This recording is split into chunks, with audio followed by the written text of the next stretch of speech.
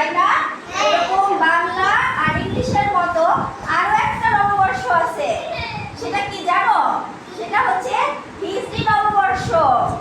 হিজরি নববর্ষ এটা হচ্ছে আরবিতে। আরবিতে হচ্ছে আজকে হিজরি নববর্ষের প্রথম দিন। হিজরি নববর্ষের নতুন সালটা কি জানো?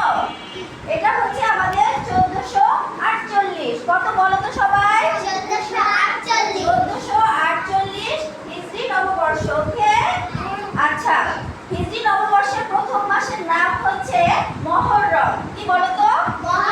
মুহররম, যার মানে হযরত মুহাম্মদ সাল্লাল্লাহু আলাইহি ওয়াসাল্লাম এই দিনে হিজরত করেছিলেন।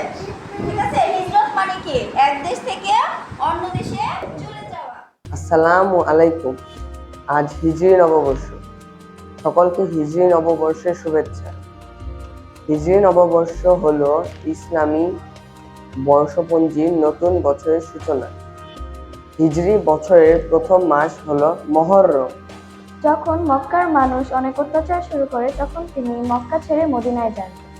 পরে হযরত ওমর রাদিয়াল্লাহু তাআলা আনহু এর সময় মহানবী হযরত মুহাম্মদ সাল্লাল্লাহু আলাইহি সাল্লামের হিজরতের ঘটনাকে কেন্দ্র করে মুসলমানদের জন্য হিজরি সন চালু করা হয়। হিজরতের প্রধান শিক্ষা হচ্ছে আত্মত্যাগ, খারাপ সময়ে আল্লাহের উপর বিশ্বাস করা ও ধৈর্য রাখা। হিজরি নববর্ষ আমাদের শেখায় ভালো কাজের জন্য কষ্ট করতে হলেও পিছিয়ে যাওয়া যাবে না। নতুন বছরে আমরা সবাই দায়িত্বশীল, সত্যবাদী ও ভালো মানুষ হওয়ার চেষ্টা করব। আমরা সবাই সদা সত্য কথা বলবো, নিয়মিত নামাজ পড়বো এবং সবার সঙ্গে ভালো ব্যবহার করব।